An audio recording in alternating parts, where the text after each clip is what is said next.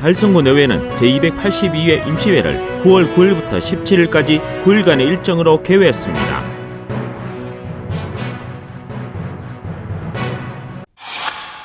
성서공단 호림역 설치 촉구위원회는 대구산업선철도 성서공단 호림역 유치의 필요성을 알리기 위해 홍보 활동을 전개했습니다.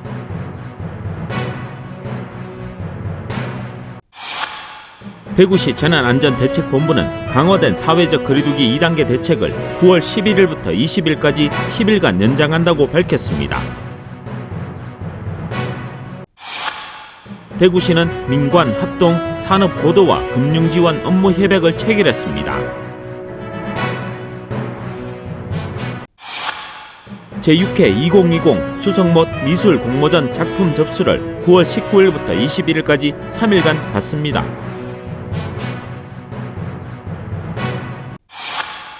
행복 북구 문화재단이 북구의 옛 모습을 찾는 북구 추억사진 콘테스트를 9월 2일부터 9월 18일까지 개최합니다.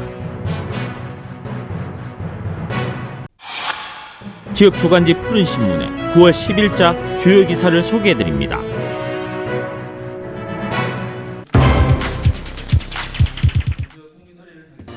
달성구 내외는 제282회 임시회를 9월 9일부터 17일까지 9일간의 일정으로 개회했습니다. 이번 임시회는 제8대 달성구 내외 후반기 의장단을 구성 후 처음 개회된 임시회로 회기 동안 6건의 부의 안건을 심의 의결하고 또한 10일과 11일 이틀간은 사업장 현장 방문을 진행합니다. 제8대 달성구 내외 후반기 첫 임시회를 개회된 것을 매우 뜻깊게 생각합니다. 오늘부터 9일간 일정으로 열리는 이번 임시회는 의원 여러분께서는 그동안 수렴한 주민의 의사가 분명히 반영될 수 있도록 최선을 다해 주시고 사업장 현장 업무에 있어서는 재해 예방 시설 및 태풍 피해 지역에 대한 현장 확인을 통하여 위협한 부분에 대해서는 대안을 제시하는 등 내실 있는 현장 방문이 될 수 있도록 해주시기를 부탁드립니다. 이어 1차 본회의에서는 김보경 의원이 달성만이 가지고 있는 고유한 문화 콘텐츠를 통해 전 세계 유일무이한 최고의 문화도시를 만들어가자는 내용의 5분 자유 발언이 있었습니다. 그리고 김원영 의원의 사업장 현장 방문의 건에 대한 제안 설명과 의결을 시작으로 임동화 회계과장이 2020년도 수시분 4차 공유재산 관리 계획안을, 서도원 의원이 대구광역시 달성군 고령운전자 교통사고 예방에 관한 조례안을, 이덕원 의원이 대구광역시 달성군 감염병의 예방 및 관리에 관한 조례안을, 정지성 일자리 경제과장이 대구광역시 달성군 전통시장 및 상점가 육성에 관한 조례 일부 개정 조례안을, 김진찬 문화체육과장이 대구광역시 달성군 달성예술창작공간 설치 및 운영 조례안 제안 설명을 마지막으로 총 6건의 부의 안건이 상정됐습니다. 이 중 상정된 부의 안건에 대해서는 안건별 심의와 질의 답변을 거쳐 마지막 날인 17일 5차 본회의에서 부의 안건별 의결이 될 예정입니다.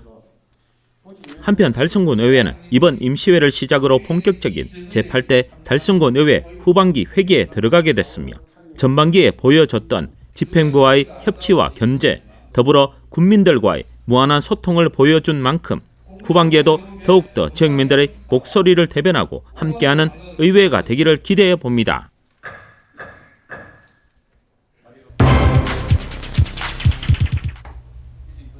성서공단 호림역 설치촉구위원회는 대구산업선철도 성서공단 호림역 유치의 필요성을 알리기 위해 홍보활동을 전개했습니다.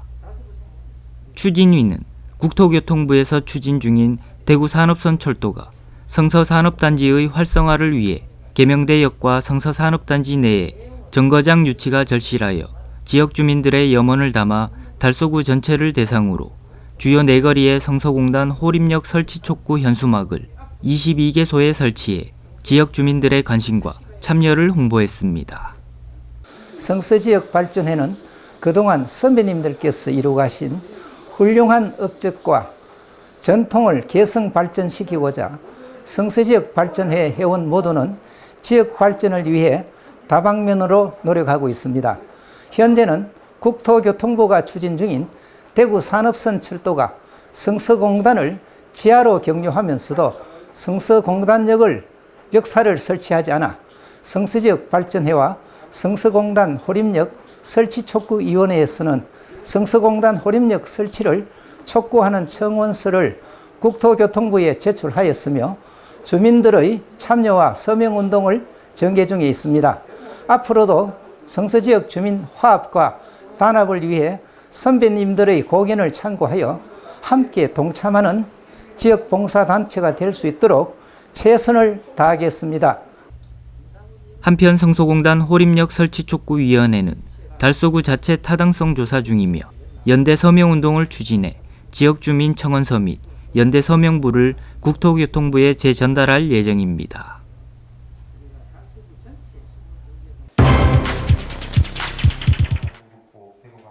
대구시 재난안전대책본부는 강화된 사회적 거리두기 2단계 대책을 9월 11일부터 20일까지 10일간 연장한다고 밝혔습니다. 시에서는 앞서 8월 23일부터 9월 10일까지 정부 공고 수준보다 강화된 대구형 사회적 거리두기 2단계 대책을 격상해 추진하고 있었습니다. 이번 사회적 거리두기 2단계 연장에서는 일부 내용은 방역 상황에 맞게 조정해 시행하기로 했습니다. 공공시설 내 체육시설은 지속적으로 운영 중단을 하고 실외 체육시설은 시간대 100명 이하로는 개방하기로 했으며 고위험 다중이용시설에 대한 기존 집합금지 조치는 유지됩니다. 미등록, 미신고, 특수 판매 분야에 대해서는 집합금지를 10월 15일까지 1개월 추가 연장하기로 했습니다. 또 종교시설에 대한 집합금지는 집합 제한으로 변경해 핵심 방역수칙 준수 여부를 철저히 점검하기로 했습니다. 그리고 어린이집은 가급적 휴원을 권고하고 긴급 돌봄 등 필수적인 서비스는 강화하기로 했습니다. 또 요양병원과 정신병원, 사회복지시설에 대해서는 전면적인 면회 금지를 계속 실시하기로 했습니다. 마지막으로 휴게 음식점과 독서실 등 다중이용시설 5개 업종에 대한 마스크 착용 의무와 계도 기간을 시민들의 자발적인 동참을 이끌어내기 위해 9월 20일까지 연장하는 한편 다음 날인 21일부터는 마스크 착용 의무와 위반 시 집합금지 행정조치가 시행될 예정입니다. 한편 시에서는 최근 동충하초 사업 설명회에서 참석자 27명 중 26명이 코로나19에 확진됐으나 마스크를 계속 착용한 1명이 감염되지 않은 사례 등이 있다며 시민들에게 범시민 운동인 마스크 쓰고 운동에 적극 동참해 주실 것을 당부드렸습니다.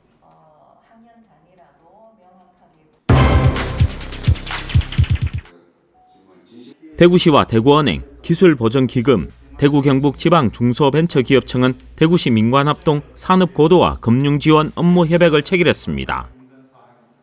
이번 협약을 통해 중소기업의 혁신성장 기반을 마련하고 지역 경제 활성화를 위해 2천억 원 규모의 우대 보정을 지원하게 됐습니다.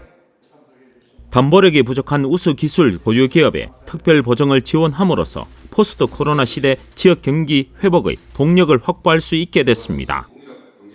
먼저 대구시는 보정 지원 대상 기업에 2차 보전을 연계 지원하고 그리고 대구은행은 기업 보정 재원으로 100억 원을 기술 보정 기금에 출연하며 다음으로 기술 보정 기금은 총 2천억 원 규모의 우대 보정을 대상 기업에 지원합니다.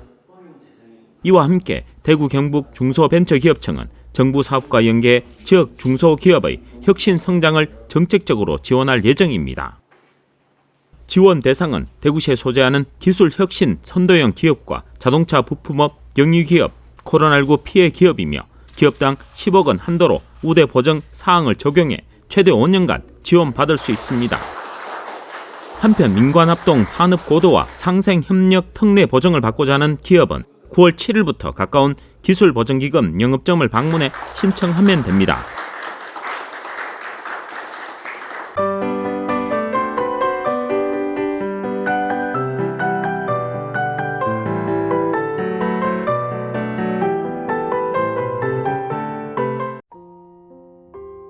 제6회 2020 수성문 미술공모전 작품 접수를 9월 19일부터 9월 21일까지 받습니다.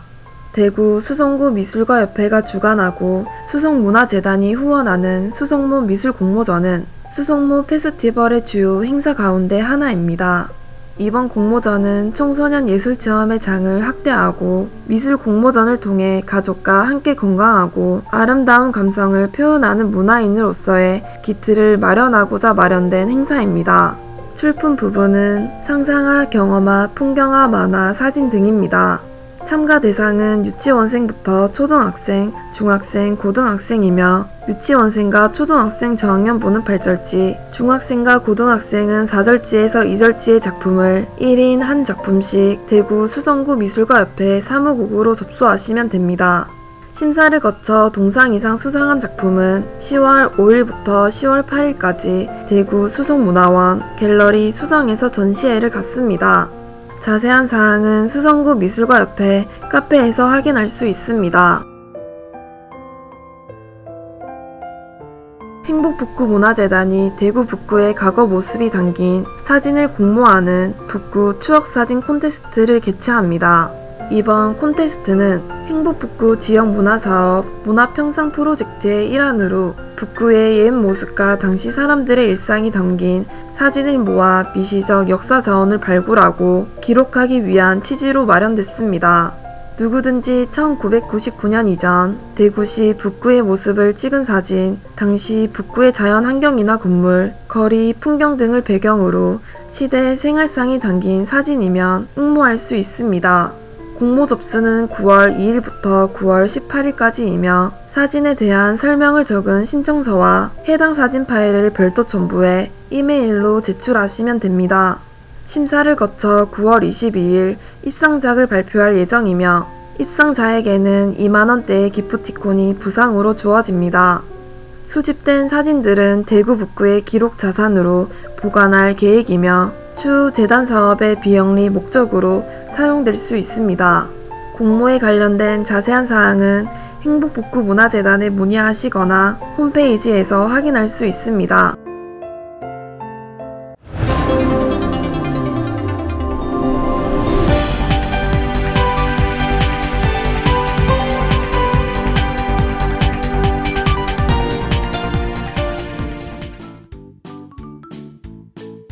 지역민과 함께하는 지역주간지 푸른신문의 9월 10일자 금주의 주요 기사입니다. 이번 주 푸른신문에는 어떤 기사들이 있는지 함께 보시겠습니다. 첫 번째 소식은 달서구가 아동학대 제로를 위해 다 함께 뭉친 소식입니다. 달서구청은 3일 학대 아동 보호 및 아동 안전 권리 정진을 목적으로 관내 2개 경찰서 3개 병원과 업무 협약을 체결했습니다.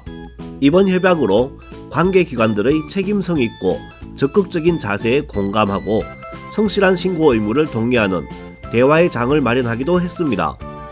한편 달서구는 지난해 5월 보건복지부의 아동학대 조사 업무 공공성 강화 선도 지역으로 선정됐으며 대구시 최초로 지난 7월 아동보호팀을 신설해 10월부터 본격적인 운영에 들어갈 예정입니다. 다음은 달성구 내 비대면 무인 민원 발급기가 최근 큰 호응을 얻고 있는 소식입니다.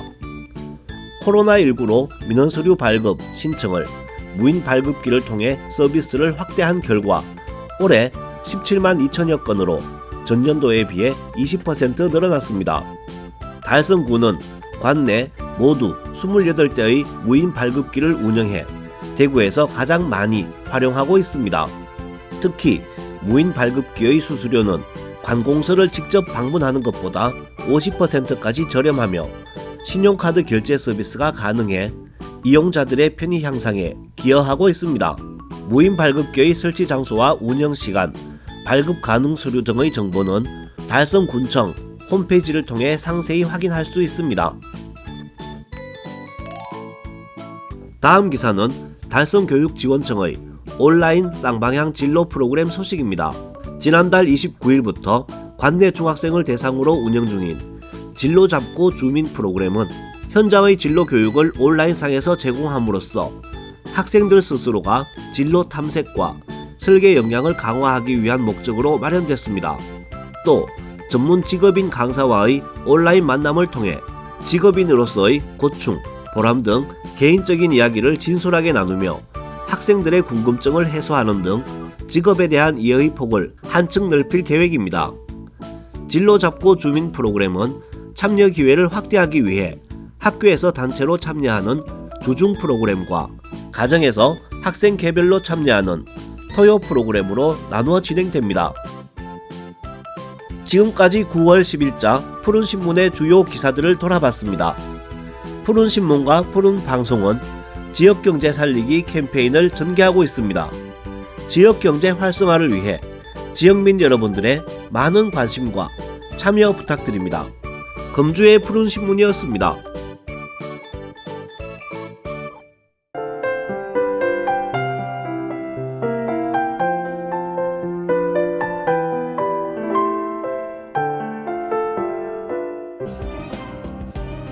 달성구는 관내 일반 음식점 중 희망업소에 대하여 장애인, 노약자 및 외국인들이 이용하기 쉽도록 편의를 제공하기 위하여 기존의 자식 테이블을 입식 테이블로 교체할 수 있도록 지원하고 있다고 밝혔습니다.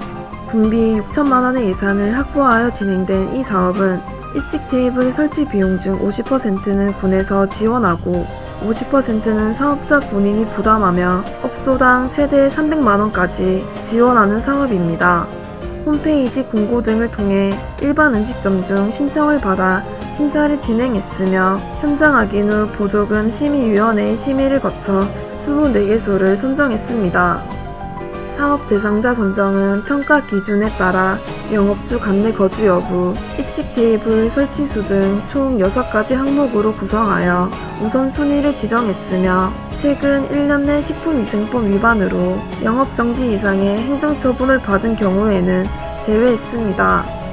달성군수는 이번 입식 테이블 지원 사업을 통해 이용객의 편의성 증진과 더불어 변화하는 식생활 환경에 빠르게 대응하고 나아가 쾌적한 음식 문화 조성에 도움이 되길 바란다고 전했습니다. 달서구 보건소는 9월 10일 오전 11시와 오후 2시 영양 플러스 사업 참여자 200여 명을 대상으로 당 나트륨 줄이고 실천하기라는 주제로 보건소 영양사가 줌을 활용한 비대면 온라인 하상 교육을 실시했습니다. 코로나19 감염병 확산 우려로 집합교육이 전면 중단된 후 모바일 앱을 이용한 온라인 교육과 우편 교육으로 대체해 왔으나 대상자와의 양방향 소통을 위해 이달부터 온라인 하상 교육으로 변경합니다. 또한 신규 사업 참여자에 대한 사업 설명회도 온라인 설명회로 대체하고 있으며 카카오톡 채널로 식품 배송 및 교육 일정 등을 안내하고 문의사항 답변 등 온라인으로 대상자를 관리하고 있습니다. 앞으로 보충식품을 활용한 이유식이나 간식 조리 교육도 실시할 예정입니다. 달서구는 중위소득 80% 이하, 임산부나 영양위험 요인이 있는 66개월 미만 영유아를 대상으로 연중 영양플러스 사업 참여자를 모집합니다. 달서구청장은 사회적 거리두기 강화에 따라 감염병에 취약한 임산부 및 영유아를 위해 비대면 온라인 교육으로 국민들이 안전하고 건강한 생활을 계속할 수 있기를 기대한다고 말했습니다. 최근 5년 동안 우리나라의 전체 교통사고 사망자 수는 매년 감소하고 있습니다. 이는 기쁜 소식이지만 보행 중 교통사고를 당한 사망자는 OECD 회원국 평균보다 약 2.3배 높은 것으로 나타났습니다. 안전이 가장 보장되어야 하는 횡단보도 안에서 아직도 많은 보행자가 교통사고로 사망하고 있으니 안타까운 사실입니다. 그렇기 때문에 횡단보도에서 보행자를 배려하고 양보하는 운전자의 인식 개선이 시급합니다.